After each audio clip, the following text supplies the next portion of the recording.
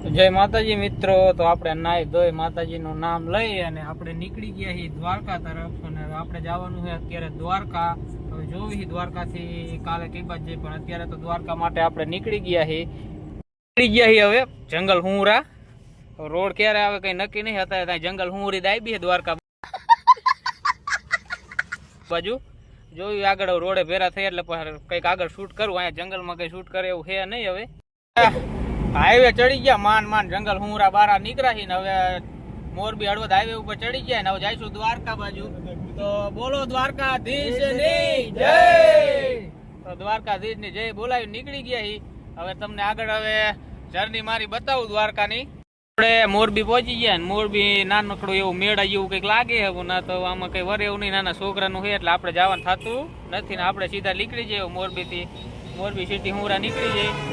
મેળો તો નાનો જ નહીં, મોટો જ લાગે છે, પણ આપણે જવાની ઈચ્છા નહીં કારણ કે આપણે દ્વારકા પહોંચવાનું સવારે 5 વાગે।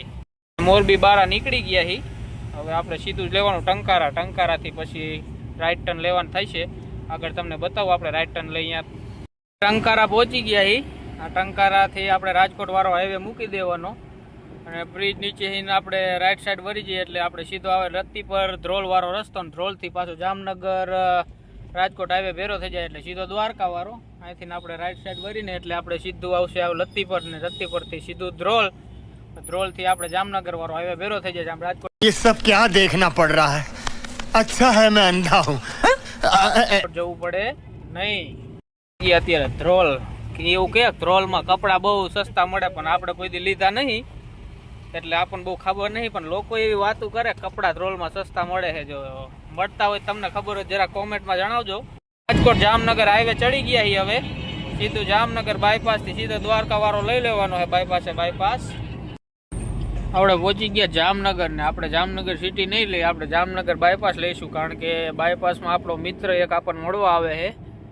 તો આગળ આપણે જામનગર સિટીમાં જવું નહીં, આપણે બાયપાસ લઈ લઈએ ડાયરેક્ટ જ। હવે જામનગર બાયપાસ પૂરો કરી નાખ્યો ને આપણે ભાઈબંધ 18 કલાક બેઠા, પણ હવે અહીંયા શૂટ કરે એવું હતું નહીં એટલે શૂટ આપણે કર્યું નહીં અહીંયા કણે। અને આપણે ચડી ગયા દ્વારકા ખંભાળિયા હાઈવે। હવે તમને આગળ સીએનજી બીએનજી પુરાવું અહીંયા મળી પહોંચી ગયા સાપર। આપણે સીએનજી પુરાવા અત્યારે ઉભા રહી ગયા, સીએનજી પુરાવીને પાછા નીકળશું આપણે આગળ। આપણે પહોંચી ગયા મુકા કાકાની કંપનીએ।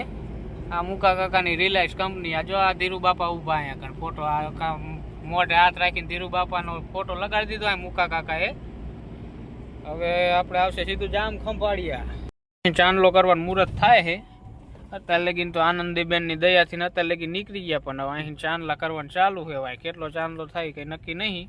शाबाश बेटा, बहुत बढ़िया।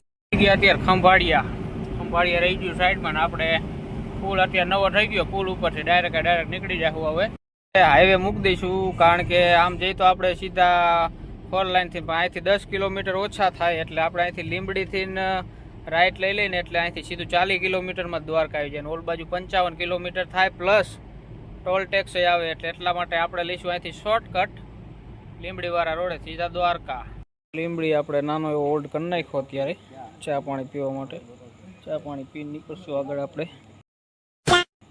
તેથી હવે અહીંથી ડાયરેક્ટ આપણે સીધા જઈએ એટલે દ્વારકા જઈએ કે, અને અહીંથી આપણે આ રસ્તે જો વળી જઈએ તો નાગેશ્વર, ગોપી તળાવ અને સીધા બેટ દ્વારકા નીકળીએ કે અહીંથી આપણે જવાનું સીધું દ્વારકા એટલે આપણે સીધો રૂટ લઈશું।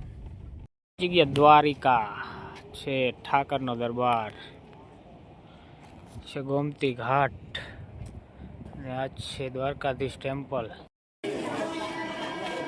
ગેટ ખુલવાનું વાર છે, ગેટ ખુલશે 6 વાગે તો આપણે મોબાઈલ અલાઉડ છે ને એટલે ગાડી મૂકી અને પાછા આવશું ગાડી અને હવે જઈશું આપણે દર્શન કરવા। તો મોબાઈલ આપણે મૂકી દેવાનો ગાડીમાં। તો આપણે આ વ્લોગને અહીંયા જ એન્ડ કરશું ને હવે બેટ દ્વારકા અને આગળ શિવરાજપુર બીચને જઈશું, એમાં પાર્ટ 2માં બીજો વ્લોગ આવશે। તો બીજો વ્લોગ હવે અહીં ચાલુ કરશું ને આપણે વ્લોગ કરશું।